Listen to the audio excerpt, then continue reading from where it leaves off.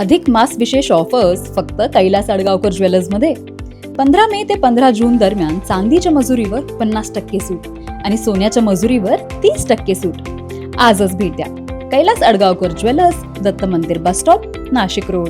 नाशिक जिल्हा कायद्याचा बालेकिल्ला. नाशिक जिल्हा कायद्याचा बालेकिल्ला. नाशिक जिल्हा कायद्याचा बालेकिल्ला. नाशिक जिल्हा कायद्याचा बालेकिल्ला. बेकायदेशीर देशी बनावटीचे पिस्तूल ताब्यात घेऊन दहशत माजवणारा रेकॉर्डवरील गुन्हेगार क्राईम ब्रँच युनिट 1 च्या ताब्यात.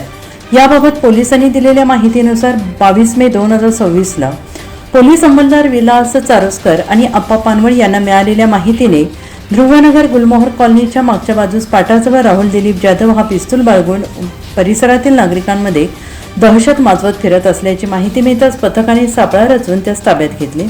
त्याच्या ताब्यातून देशी बनावटीचे पिस्तूल आणि 2 जिवंत काडतुसे हस्तगत करण्यात आली.